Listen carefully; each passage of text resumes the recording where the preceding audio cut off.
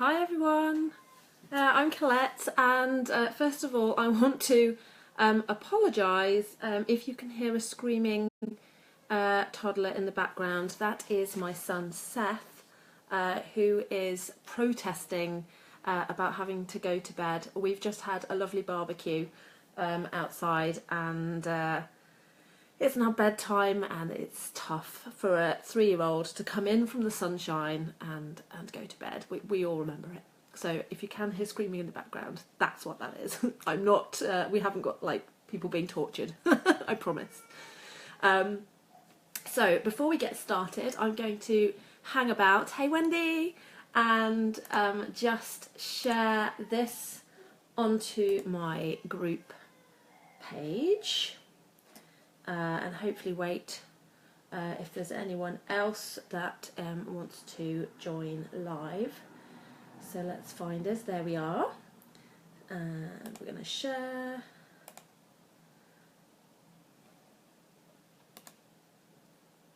In a group.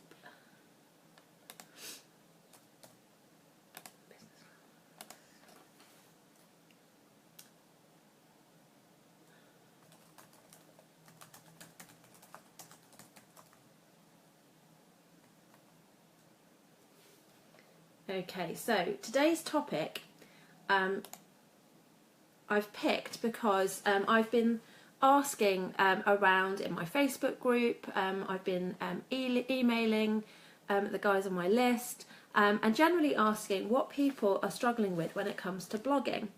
And one of the biggest things that came back from that was finding the time. And it's not surprising because blogging is time consuming. So today I wanted to chat about a few tips that I have. Sorry I keep glancing over here, it's because this is where my laptop is with all my notes. So yeah, I wanted to share a few tips. First of all, I'll give you a bit of background. Who is this for? So this is specifically really for people who are trying to create a business so that they can quit their 9-to-5. And the reason I think blogging is so important for that is because whether you have a blog but no business, you can turn your blog into a business. Or if you just have a business but you're not yet blogging, or you're only just getting started, your blog can be a really powerful tool to getting your business to the level where you can then quit your 9-to-5.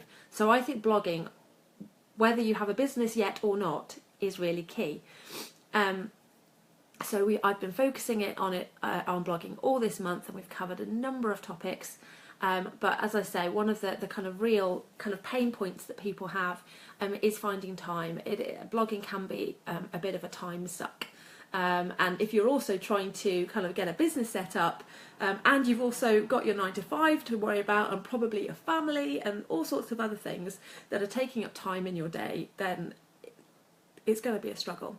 So hopefully this is going to help. I've got 5 kind of tips, tools, strategies, whatever you like to call them, to help you find more time, need less time, basically be able to fit your blogging in an effective way so that it's doing what it should be for your business. So a bit of background about me. My name is Colette Broomhead, and the reason I'm so passionate about helping people to quit their 9-to-5 and create a business doing what they love is because that's what I did myself. And I remember the frustration, and don't get me wrong, I loved my old job, but I felt trapped. Especially I remember going back to work after having my 2 boys, and that feeling of being kind of trapped and wishing that there was some other way, there was something else that I could do instead. And equally, while doing, in my role, having to travel all the time and feeling like I was missing out on time with my boys, missing out on time with my family, and then even when I was at home being so tired that I wasn't being able to make the most of that time. And I know that there are so many other people that are struggling with those similar sort of issues, whether it be because of having children or just wanting more time to do other things. But that sense that there is more to life than spending your 9-to-5 locked in an office or whatever it may be, and that there must be a different way to do it. And so that is now my goal, is to help as many people as possible to find their way of doing what they love and making a living from it. So with that, let's dive in to today's topic, which is beating blogger's block. So if you are a blogger, then I'm sure at some point you have experienced this, that kind of feeling of staring at the screen for what seems like hours and no words are coming. And it's so frustrating. And like I say, at Wendy, here, you know what I mean, right? So it is so frustrating because blogging takes time anyway. So to have to spend more time than you need just because you can't think what to write and you can't seem to get the words out in the way that you want to is really, really frustrating. So with that, let's go into my first point. So I'm just going to scroll down my notes so that I don't forget what I'm talking about. So my first point is basically just setting yourself up for success to start with. And by that, I mean creating an environment that is going to allow you to be as productive as possible and as creative as possible. So kind of know yourself and how you work best, and make sure that you have that environment when you sit down to write. So, for example, I know that if I want to write a blog post or any content, I need to do it pretty much first thing. If I leave it to the evening, I am hopeless. I sit there and I can't, my brain is frazzled and I just can't do it. So I know that I have to set aside my content writing time first thing in the morning. That's how I work. Equally, I know I need a pretty quiet environment. There are some things that I do where I love to have my music on, but when I'm writing, generally speaking, I need quiet. So I need to have not people rushing around me, I need to not have music on, and I need to just get on with it. So that may not be the case for you, but you need to kind of work out what is that environment for you that is going to allow you to be most productive. What's the best time of day for you? Where's the best place to work for you? And just kind of, you know, it might even be spending 10 minutes before you start writing your post to have like a quiet 10 minutes and kind of settle your mind. You know, go sit and have a cup of tea before you start and just clear your mind. Because a lot of, I think, what kind of gets us stuck is when your mind's actually buzzing with other stuff, and so you just can't focus. And that can sometimes be a problem. So, you know, it might be just giving yourself 10 minutes to kind of unwind and kind of clear your mind, ready to kind of think about what you're going to write. So point number one, set yourself up for success by creating an environment in which you're going to be most productive and most creative. Point number two. So point number two, be clear about your goals. And by this, I mean the goals for the post that you're writing. So if you are blogging, either as part of a business or because you want to monetize your blog in some way, you need to have some kind of goal. So you need to understand who you're writing for and what it is you want them to gain from your particular post. Are you trying to teach them something? Are you trying to convince them of something? What is it that you're trying to achieve with this blog post? So that's goal number one. Goal number two is, how do you want your readers to feel? So I'm trying to block out the light. I can see the window shining behind me. How do you want your readers to feel when they read your post? Are you trying to incite anger? Are you trying to get them riled up about something? Are you trying to make them laugh? Are you trying to inspire them? Are you trying to make them sad? How do you want them to feel? And a lot of the times, certainly with a business, this will potentially tie into your kind of brand and what you want as a brand to make your readers and customers feel. So think about that beforehand. It doesn't necessarily have to like massively impact what you're writing or what you're writing about, but having that at the back of mind will help you know how you're going to write it, if that makes sense. If you do have any questions as I go along, do feel free to pop them in the comments. And if you're watching this in the replay, then don't feel like you've missed out. You can feel free to still say hello, say where you're from, what your business is, and if you have any questions, pop them in the comments as well, and I will come back and answer them for you. And the third thing, so I'm still on setting goals and being clear on your goals. So the third goal is, and this is possibly the most important, is the action that you want them to take. So again, if this is part of a business, or you're wanting to turn your blog into a business, then you should always be thinking about what people's next step is. You want to get them to an end point, which are generally buying something, whether it be a product or service.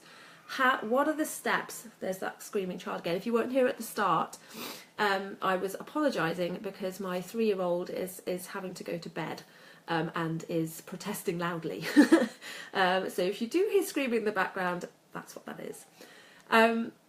So always be thinking about the journey. What is their next step?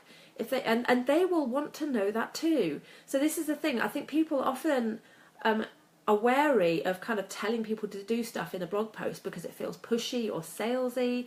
But actually, if someone lands on a blog post and they're loving what they're reading and they want to know more and they want to know how they can take that next step and kind of get in deeper, it's frustrating if there isn't anything to tell you that.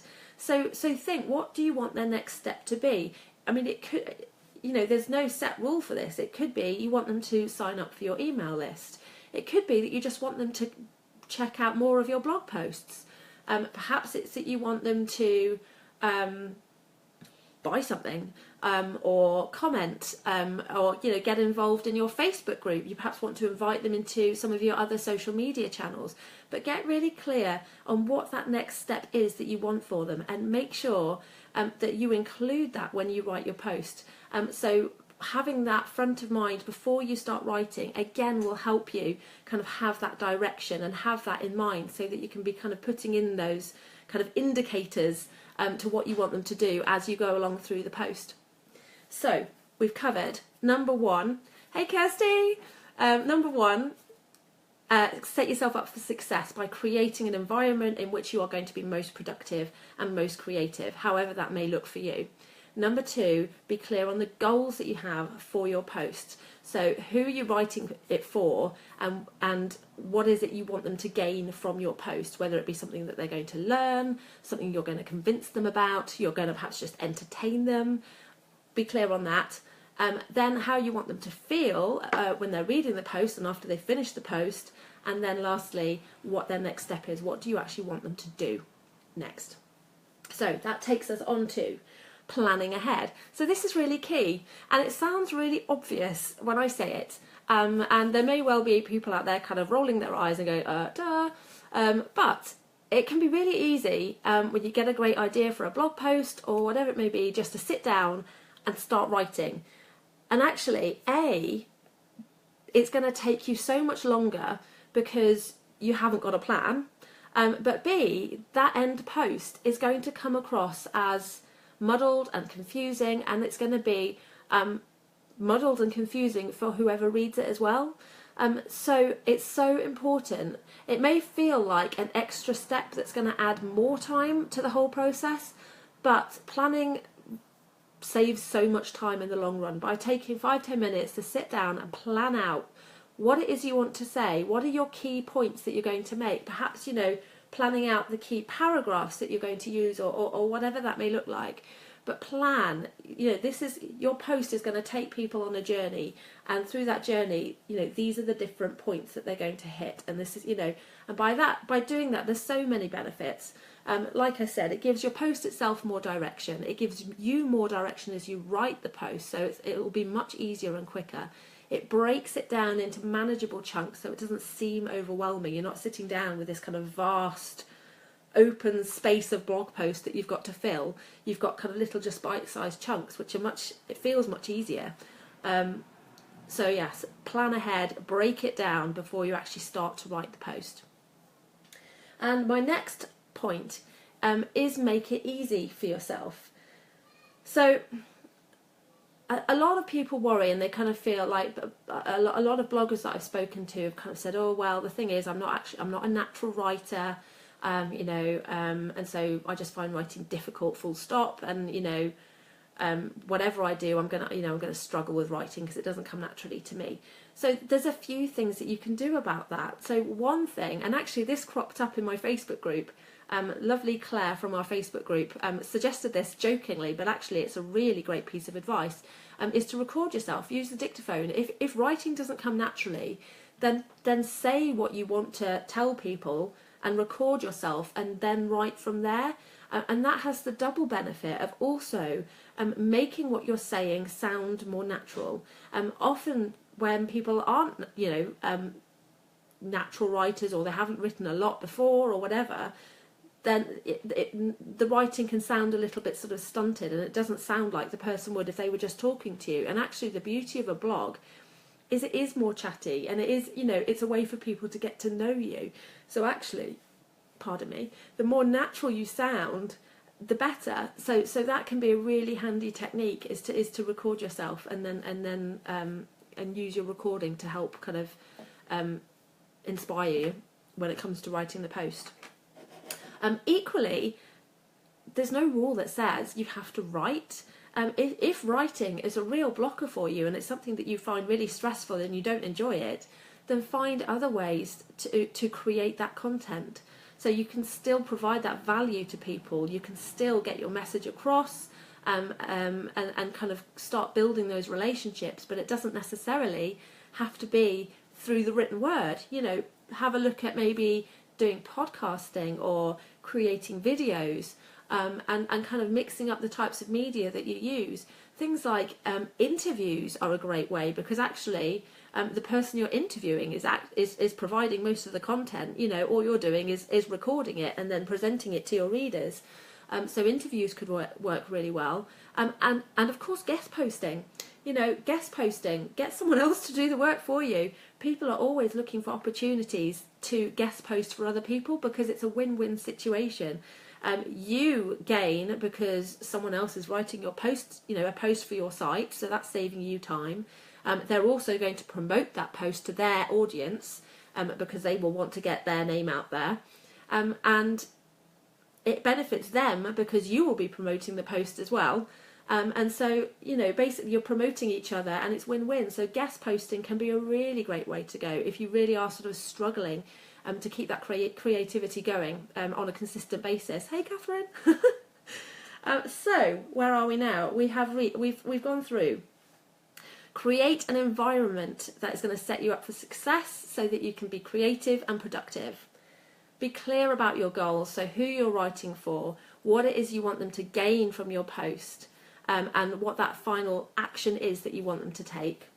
Plan ahead, so know before you sit down to write the post what it is you're writing and which steps, what are the key points that you're going to cover, what are the paragraphs that you're going to have, so that you've got it mapped out, so you're not just sitting and kind of have this whole open space ahead of you that you have to fill.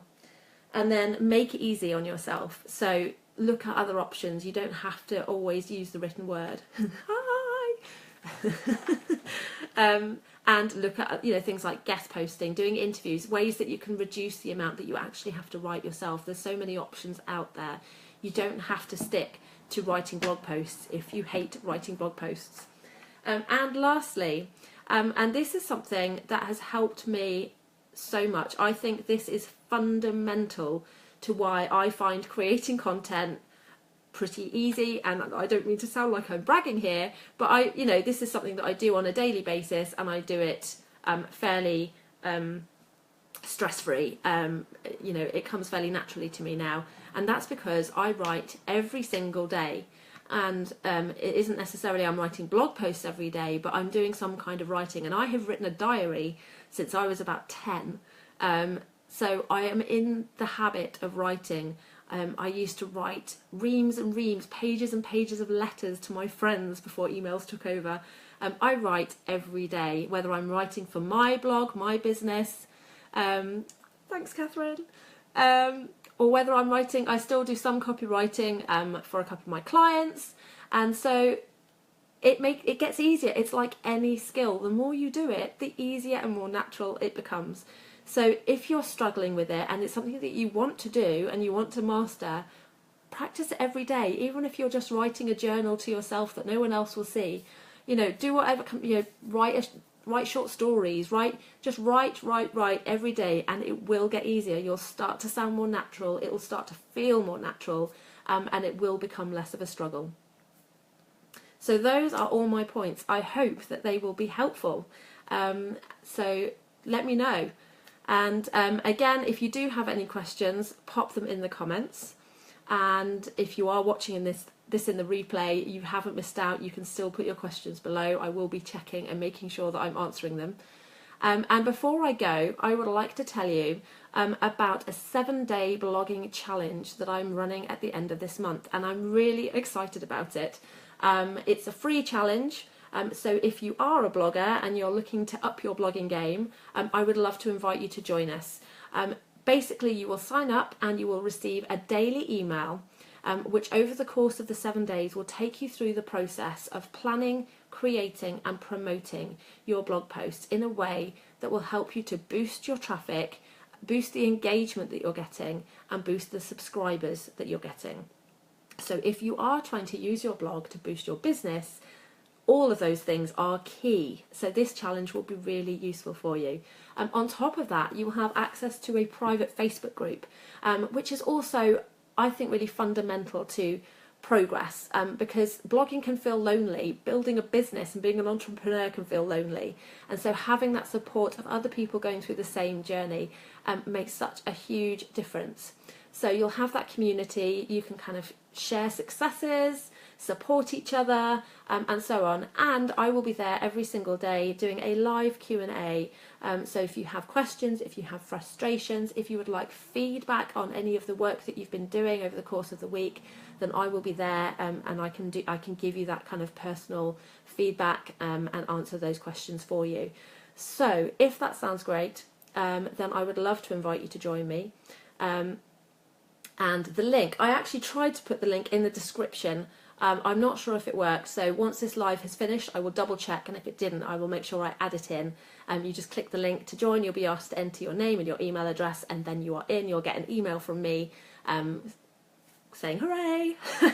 And then we start, this is important, we start on the 22nd of May, which is a Monday, and it's a 7-day challenge. So from there you will receive your daily emails and have access to your daily live Q&As and our Facebook group. So I'd love to see you there, and I hope you found this useful. And Ben and Jack are watching. Hey Ben, hey Jack. And I'll see you next week. Have a lovely week. Bye everyone.